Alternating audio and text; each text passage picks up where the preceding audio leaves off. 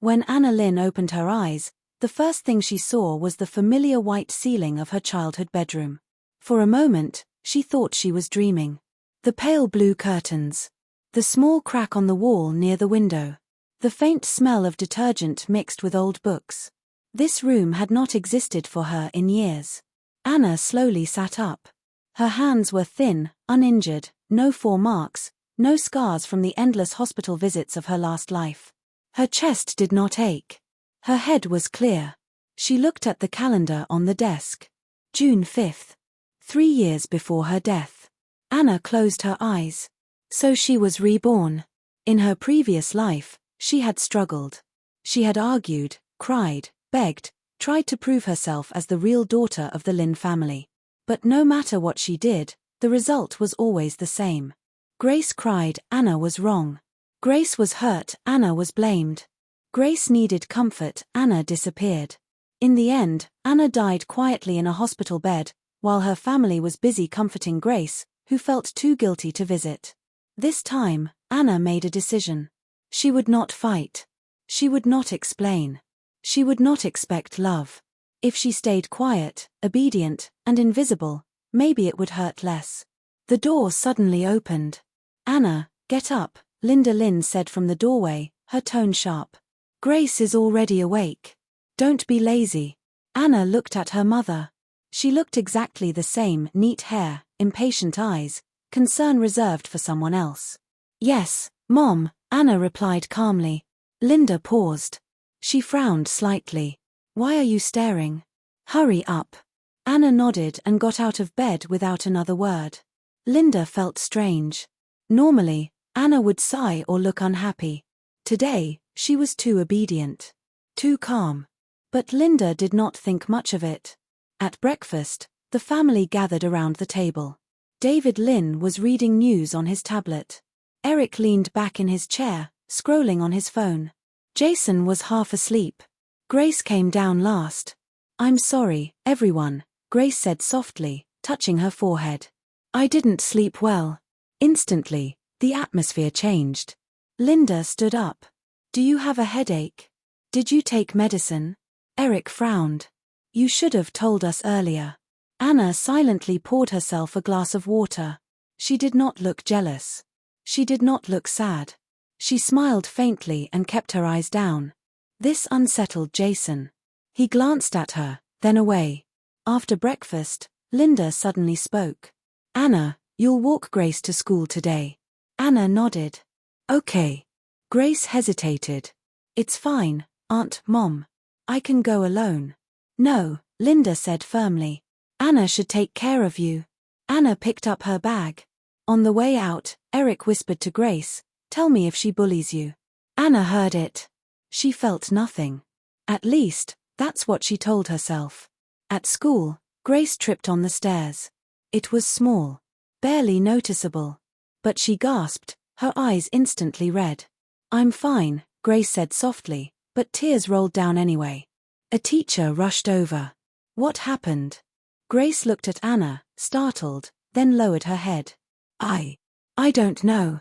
I just fell. The teacher frowned. Anna, were you pushing her? Anna shook her head. No. Her voice was steady, calm. But suddenly, a voice echoed. Not from her mouth. From nowhere. Why does it always become my fault? I was careful. I didn't touch her. Even if I disappear, would it still be me next time? The hallway went silent. The teacher froze. Grace's eyes widened. Anna stiffened. Her heart slammed against her chest. She hadn't spoken. But everyone heard her. The teacher swallowed. Who said that? Anna's lips trembled. She forced a polite smile. I'm sorry. Maybe I'm tired. Grace stared at her like she was seeing a ghost. Later that evening, Linda received a call from the school. At dinner, Linda slammed her chopsticks down. Anna, what nonsense did you say today? You embarrassed Grace. Anna stood up. I'm sorry. Her face was calm. Her hands were steady. But the moment Linda raised her voice again. I'm already apologizing. Why does it never end? I'm so tired.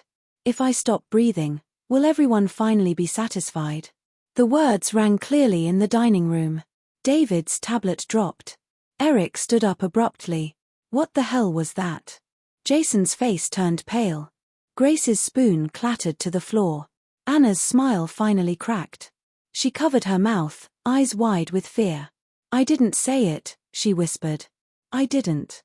But everyone had heard her heart. And for the first time, the Lin family realized. The quiet girl they had ignored for years had been screaming inside all along. The dining room stayed silent for a long time. No one moved. The words that were not spoken still echoed in the air, heavy and sharp, like glass shards scattered across the floor. Anna stood there, frozen. She wished she could take them back. Stuff them back into her chest where they belonged. Her heart was pounding so loudly she was sure everyone could hear that too. I didn't say it, she repeated softly. I swear. Linda was the first to react. Her face turned pale, then flushed with anger. Enough, she snapped. What kind of trick is this? Are you trying to scare everyone? David frowned deeply. Anna, this isn't funny. Eric looked at her as if she were a stranger. Are you doing this on purpose? Only Jason didn't speak. He stared at Anna, his fingers tightening around his chopsticks. Grace's eyes were red. She bit her lip, tears falling silently. Sister, if you're unhappy, you can tell us. You don't have to say such scary things. Anna felt something twist inside her chest. She wanted to laugh. Tell them she had been telling them for years, just not out loud. I'll go to my room, Anna said quietly. She turned and walked away before anyone could stop her. Behind her, Linda exhaled sharply. She's getting more and more strange. That night, Anna locked her door and slid down against it. Her hands shook. So it was real. It wasn't an accident. It wasn't stress. Whenever her emotions rose, fear, humiliation, pain, her thoughts escaped. Her despair was no longer hers alone. Anna pressed her forehead against her knees. Be calm, she told herself. Don't feel anything. From that day on, Anna became careful. Almost unnaturally so. She spoke less. She moved quietly. She controlled her breathing, her expression, even the way her eyes blinked.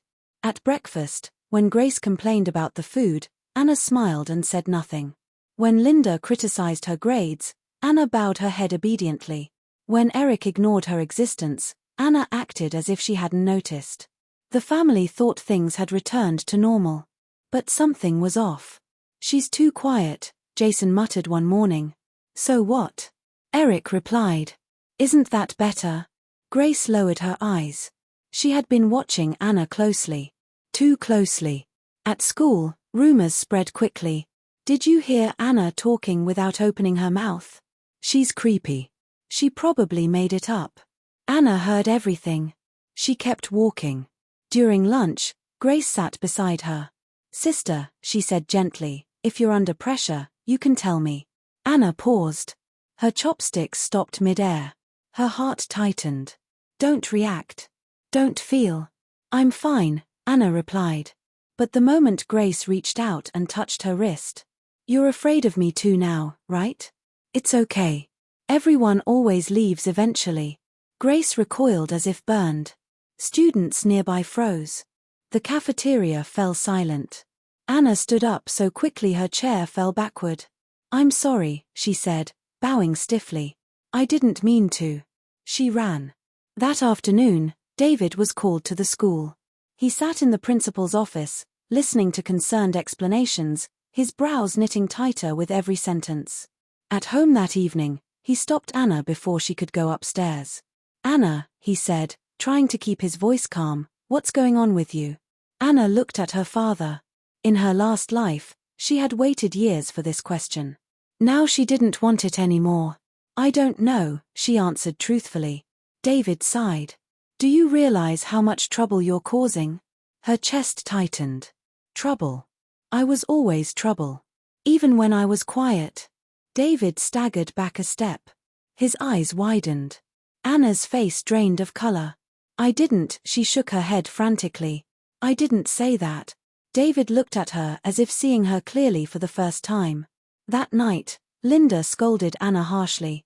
"You're embarrassing the family," she said. "Grace can't even sleep properly because of you." Anna stood straight, her expression obedient. "Yes, Mom." But inside, something was cracking. "Even my existence is a mistake. I should never have come back." Linda stopped mid-sentence. Her mouth opened slightly. The room felt colder. Grace clutched her blanket, trembling. Eric's face darkened. Jason's eyes filled with confusion and fear. Anna finally realized something terrifying. The more she tried to suppress her emotions, the more violently they escaped. And the family, who never listened before, was now hearing everything. Every wound, every thought, every silent scream. But they didn't understand yet. They thought these words were sudden. They didn't know. This was the echo of years of neglect. And Anna was already exhausted. As she lay in bed that night, staring at the ceiling, she thought calmly, "If this keeps going, I won't last long." For the first time since Rebirth, Anna felt afraid of the future. And the countdown had quietly begun. After that night, the Lynn house no longer felt the same. It was quieter, but not the peaceful kind of quiet. It was tense, like everyone was holding their breath, afraid that silence itself might suddenly speak. Anna woke up earlier than usual. She washed her face, tied her hair neatly, and put on her school uniform with careful movements. In the mirror, she practiced a gentle smile, not too happy, not too cold. Just enough. "If I don't feel anything," she thought, "nothing will leak out." Downstairs, Linda was already in the kitchen. She glanced at Anna, hesitated, then said stiffly, "Breakfast is on the table." No scolding. No warmth either. Anna nodded. "Thank you, Mom."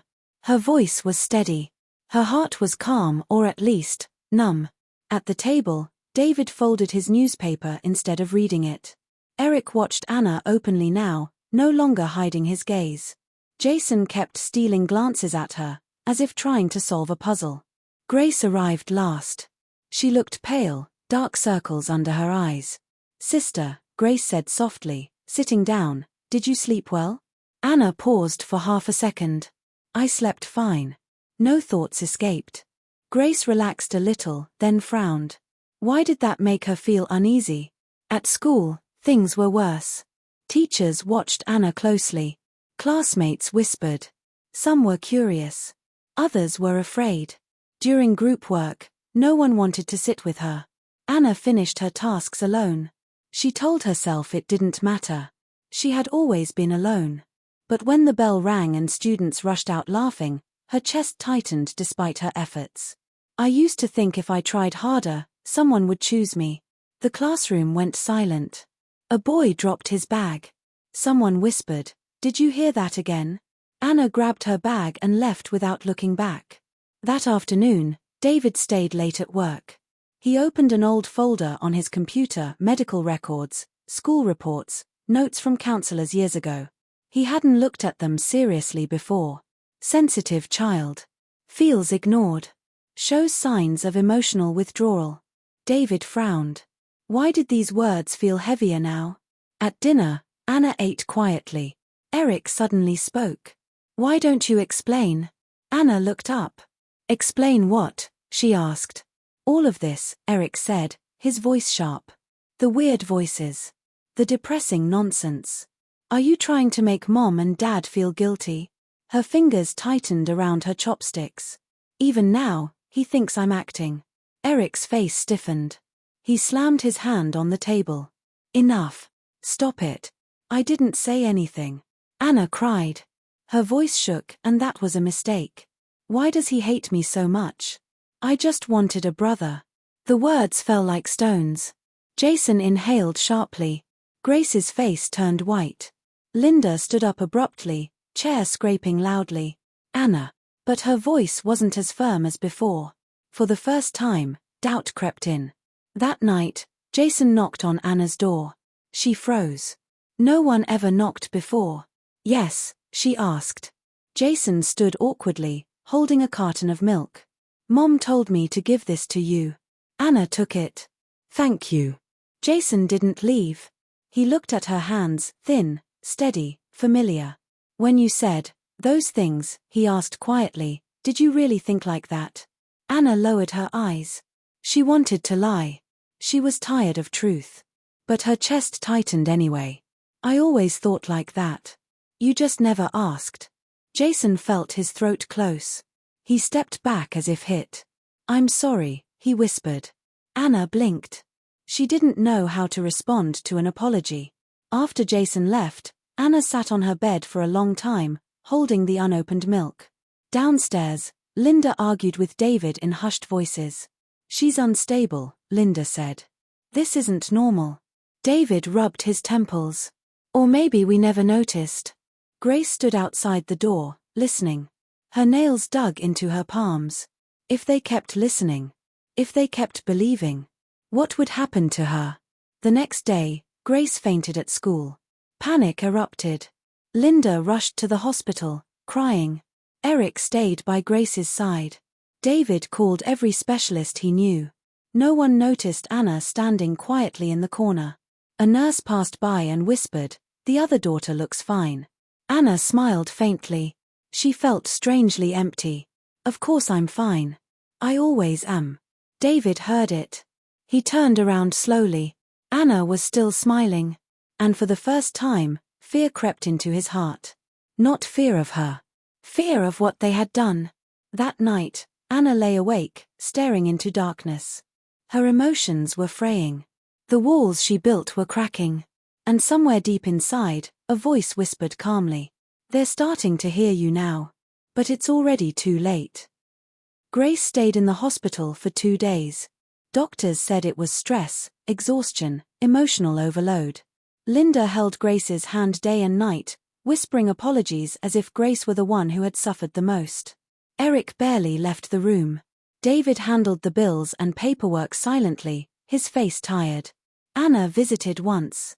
She stood at the foot of the hospital bed, hands folded, posture perfect. Get well soon, she said softly. Grace looked at her. For a second, something sharp flashed through her eyes, fear, resentment, guilt, even she couldn't tell which. Thank you, sister, Grace replied. Anna nodded and left. No one stopped her. On the way home, David drove in silence. Anna stared out the window. She felt light. Too light. Like a balloon slowly losing air. That night, Linda avoided looking at Anna. Dinner was quiet. No scolding. No warmth. Just distance. Afterward, Anna went to the balcony to fold clothes. The night air was cold. She liked the cold. It made it easier to feel nothing. Behind her, the balcony door slid open. Grace stepped out. I knew you'd be here, Grace said. Anna didn't turn around. Do you need something? Grace hesitated. Why do you keep doing this? Anna finally looked at her. Doing what? Making everyone look at you, Grace said, her voice trembling. Those thoughts, those words. You know they scare people. Anna was quiet. She folded a shirt carefully. I never wanted to be heard. I just wanted to stop hurting. Grace stiffened. So you admit it, Grace snapped. You're doing it on purpose. Anna's hands froze. Her chest tightened sharply. Why does she still think I'm fighting her? I already lost. Grace's face crumpled. Tears fell. I didn't steal anything from you, she cried. I didn't ask to be loved. The balcony door slammed open. Linda rushed out. Grace. Eric followed. David came last. All of them heard it. Every word. Every thought. The air felt heavy, like a storm about to break. Anna stepped back. I'm sorry, she said instinctively. I didn't mean. I always say sorry. Even when I'm the one bleeding. Linda's knees weakened. She grabbed the railing to steady herself. Eric stared at Anna, his mouth open, his anger evaporating into something raw and unfamiliar. David felt something crack inside his chest. Grace shook violently. Stop listening, she screamed at them. Stop believing her. Anna covered her ears. Tears finally fell. I don't want you to hear anymore, she whispered. Please. But it was too late. The truth had been spoken, not loudly, not dramatically, but relentlessly. That night, Linda couldn't sleep. She sat in the living room, staring at old photo albums. Grace's birthday parties. Grace's awards. Grace's tears captured at the perfect angle. Anna was always there, standing at the edge, holding bags, smiling politely. Linda's chest hurt. Down the hallway, Anna lay curled on her bed, shaking. Her thoughts wouldn't stop. I shouldn't have come back. I don't belong here. I don't want to be seen. David stood outside her door for a long time. He raised his hand, then lowered it. The next day, David called in sick. He picked Anna up from school himself. She was surprised. In the car, he cleared his throat. Do you want anything? Anna shook her head. No. Her heart tightened.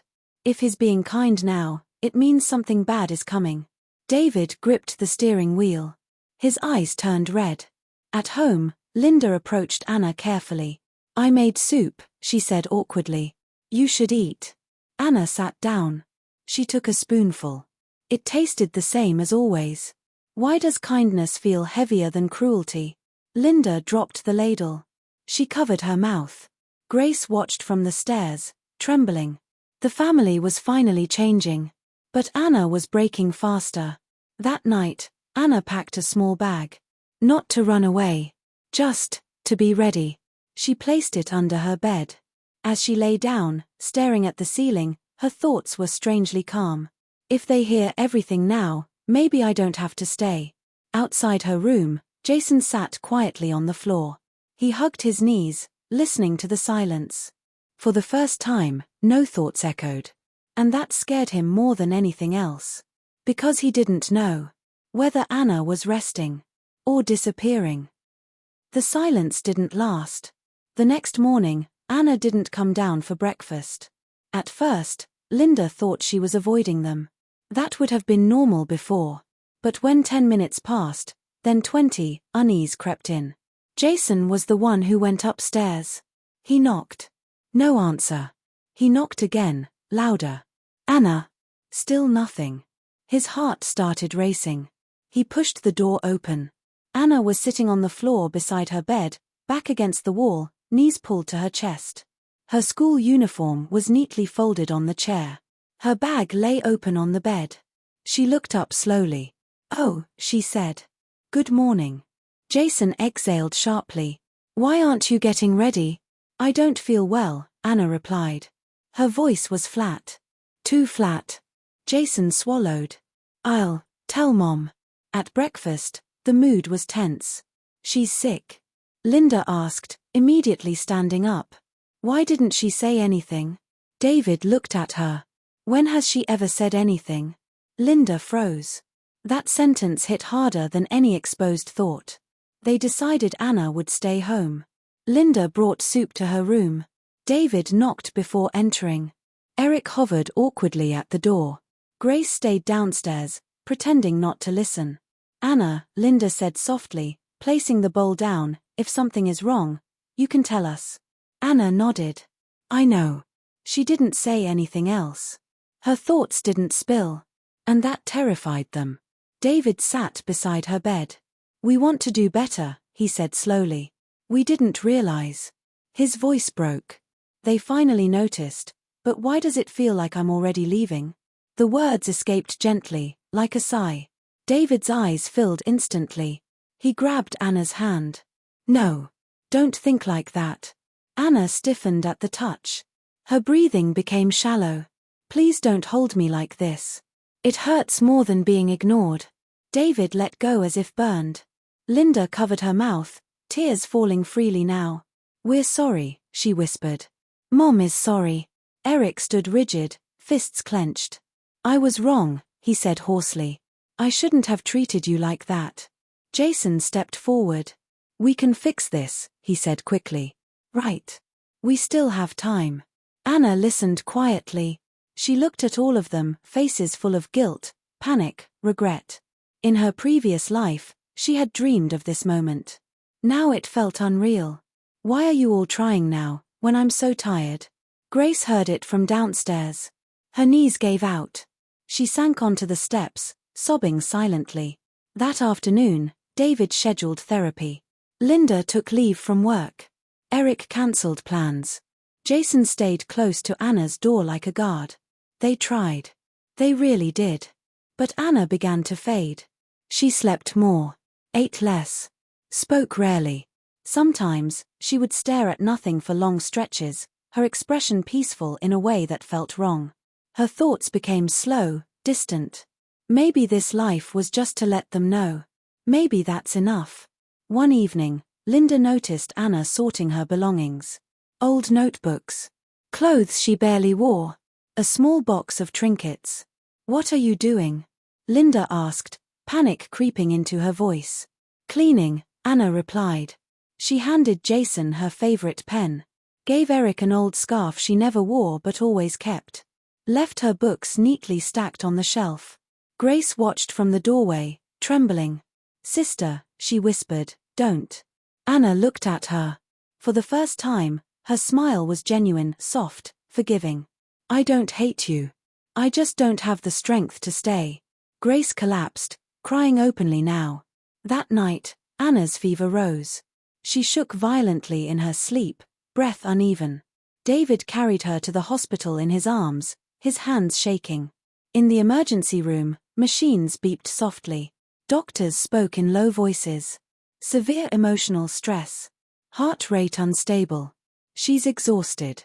The family stood outside the room, helpless. Linda clutched David's sleeve. "She'll be okay, right?"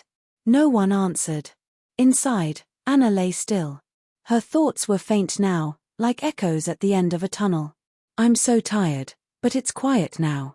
Jason pressed his forehead against the glass. "Please," he whispered. "Don't leave yet." And for the first time since Rebirth, the Lin family truly understood. Love discovered too late doesn't always arrive in time. The hospital corridor smelled of disinfectant and fear. Linda sat stiffly on the bench, her hands clasped together so tightly her knuckles were white. David stood in front of the glass window, staring at Anna as if he could will her awake just by looking. Eric leaned against the wall, head lowered, jaw clenched. Jason hadn't moved from the door since they arrived. Grace stood apart from them all. She hugged herself, shaking. Inside the room, Anna lay surrounded by quiet machines. Her face looked peaceful, almost weightless. If not for the steady beep of the monitor, she could have been sleeping. But everyone knew this was different. A doctor walked out, expression careful. "Her body is extremely weak. Physically, she should be fine, but emotionally, she has been under long-term stress. Right now, she's refusing to respond." "Refusing?" Linda echoed, her voice breaking. "What does that mean?" "It means," the doctor said gently, "she's very tired." Those words shattered something. Linda covered her face and sobbed openly. "This is my fault, it's all my fault." David's legs gave out. He sat heavily in the chair, his eyes fixed on the floor. Eric turned away, biting his knuckle hard enough to draw blood. Jason stepped forward. "Can we talk to her?" he asked urgently. "Can she hear us?" The doctor hesitated. "Sometimes, yes." They were allowed in one by one. Linda went first. She sat beside Anna's bed, trembling as she reached out to hold her hand. "Anna," she whispered, tears dropping onto the blanket, "Mom is here. I'm sorry. I should have protected you. I should have listened. Please, please wake up." For a moment, nothing happened. Then, "Mom, why are you crying?" Linda froze. Her breath caught in her throat. Anna's lips didn't move. But her voice, soft, distant, filled the room. "I'm not in pain anymore." Linda let out a broken sound, half sob, half scream. "No, no, don't say that. Come back. I'll make it right. I promise. You already know now. That's enough." Linda collapsed over the bed, clutching Anna's hand as if afraid she would disappear. David went next. He stood stiffly, pride and regret fighting in his chest. Slowly, he knelt beside the bed. "Anna," he said hoarsely, "Dad failed you. I thought being fair meant staying distant. I didn't realize distance was hurting you." His shoulders shook. "Dad, you were always so far away." David pressed his forehead against the mattress. I'm here now. I won't leave again. I know. But I can't follow you anymore. David's breath hitched violently. Eric couldn't hold back anymore. He stepped forward, eyes red. I was cruel, he said, voice cracking. I believed what I wanted to believe. I thought you were strong because you never fought back. I wasn't strong. I was scared. Eric covered his face. I'm sorry. I'm so sorry, little sister. Jason was last. He didn't speak right away. He just held Anna's hand gently, like he was afraid she might break. You always shared with me, he said softly. Even when I didn't notice. Even when I didn't deserve it. Tears slid down his cheeks. Stay, he whispered. Please stay. For a long time, there was only the sound of the machine. Then Anna's voice came again, clearer this time. Jason, thank you for knocking on my door. Jason choked. Grace stood frozen at the doorway. She had been afraid to come closer. But now, she walked in slowly, each step heavy. She knelt. I was afraid of losing them, Grace said through tears. So I pretended not to see you. I'm sorry. I really am. Silence. Then. I don't blame you. Grace looked up sharply. I just wanted a place too. Grace broke down completely. The monitor suddenly beeped faster. Nurses rushed in. Her heart rate is dropping, someone said urgently. Linda screamed Anna's name. David grabbed her shoulders. Anna, don't go. Anna's thoughts came one last time, gentle and complete. I was reborn so you could hear me. Now you do. Please, don't forget. The monitor let out a long, steady sound. Flat. The room froze. No. Linda screamed, collapsing forward. David stood frozen, unable to breathe. Eric turned away, his sobs raw and broken. Jason held Anna's hand, refusing to let go. She's still warm, he whispered desperately. But she was gone. Outside, the sky was clear. Days passed. The house felt unbearably quiet. No thoughts echoed anymore. No calm voice. No hidden pain. Only silence. Linda often sat in Anna's room, holding her clothes, whispering apologies into the empty air. David kept the door open always. Eric stopped speaking much. Jason knocked on Anna's door every night before bed. Grace left a light on for her. They finally understood everything. But understanding came at the cost of losing her forever. And in that house, the loudest sound left behind was the silence of a girl who had screamed for love. Only after she could no longer stay.